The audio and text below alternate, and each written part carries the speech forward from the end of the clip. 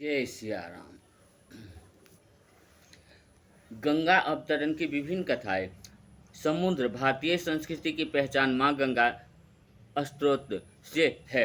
माँ देशवासियों की धार्मिक आध्यात्मिक आस्था का केंद्र है। ब्रह्मा विष्णु रुद्र रूप या भगवती गंगा अनेक ब्रह्मांडों का आधार और परा प्रकृति है। गंगा का जल धर्म में है क्योंकि इनका प्रादुर्भाव भगवान विष्णु के चरणों से हुआ है। ये संपूर्ण संसार में वैष्णवी के नाम से भी प्रसिद्ध हैं।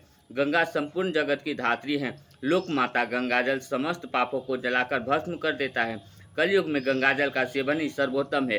गंगा जी का अवतरण लोक कल्याण हेतु हुआ है। ये मोक्षदायिनी है। माँ गंगा के स्मरण मात्र से अंतकरण शुद्ध एवं हृदय निर्मल होता है। इनमें स्नान करने से प्राणी भव सागर से पार होता है। गंगाजल अनेक औषधि युक्त है। यह आरोग्य प्रदान करता है। गंगा जी धरती पर मोक्ष प्राप्ति का स्थान है। गंगा त्रिपित गामिनी भागीरथी मंदाकिनी विष्णुपदी सिद्धगा अलकानंदा स्वर्ग गंगा हेमवती ऋषिकुत्या आदि रूपों में अति पवित्र पुण्यशीला नदी हैं। इनके तट पर पूर्वजों का श्राद्ध कर्म करने पर पितर तृप्त होते हैं एवं उन्हें शांति प्राप्त होती है। गंगा जी का धरती पर अवतरण कैसे हुआ, इस संबंध में पुराण में अनेक रोचक आख्यान प्राप्त होते हैं, जिनमें उनके धरती पर आगमन का मुख्य हेतु लोक कल्याण ही बतलाया गया है। यहाँ तक धरती पर अवतरण को कतिपय कथाएं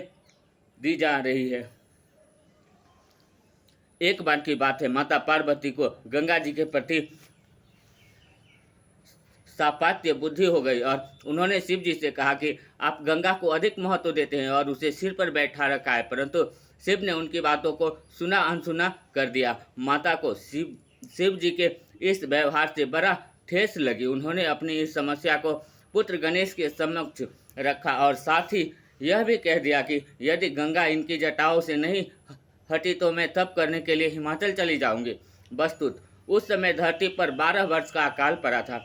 गणेश जी तो बुद्धि के आगार ही हैं। उन्होंने तुरंत समझ लिया कि जग जननी को अपनी अकाल पीड़ित संतानों पर करुणा हो आई है, इसलिए ये उनकी रक्षा हेतु गंगा जी को धरती पर भेजना चाहती हैं। अन्यथा जगत माता में भला मात्सर्य और सापत्य भाव कहाँ, वे तो भगवान शिव की सदा अर्धाग्नि हैं। श्री गणेश जी को समस्या का समाधान में भला क्या देर लगती। उन्होंने तुरंत समाधान सोच लिया कि इस कार्य में महर्षि गौतम की निर्मित बनाऊंगा।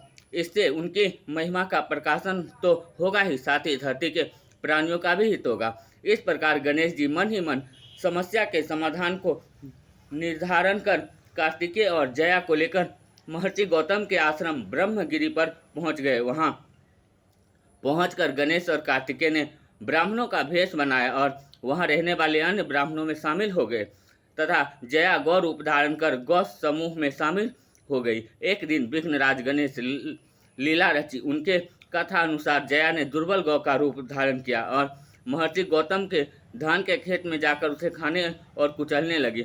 यह देख गौतम मुनि एक तिनके से उसे हाँकने लगे।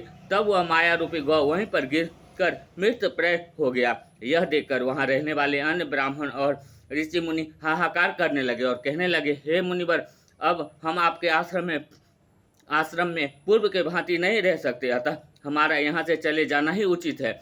इस पर विप्रेशधारी गणेश जी ने कहा, यह गौ न तो मरी है और न ही जीवित है, जीवित ही जान पड़ती, अतः इस संदेहपूर्ण स्थिति में इसके बचाव और आपके उद्धार का उपाय बताता हूँ।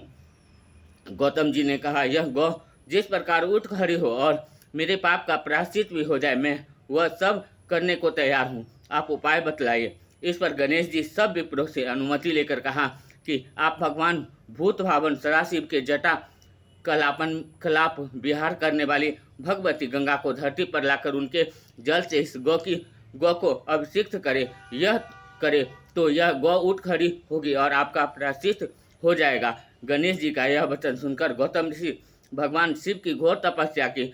तपस्या से प्रसन्न होकर भगवान शिव प्रकट हुए एवं वर मांगने को कहा। गौतम ऋषि ने निवेदन किया कि भूमंडल में सर्वथा जल का संकट है, आप गंगा माँ को धरती पर जाने का आज्ञा प्रदान करें।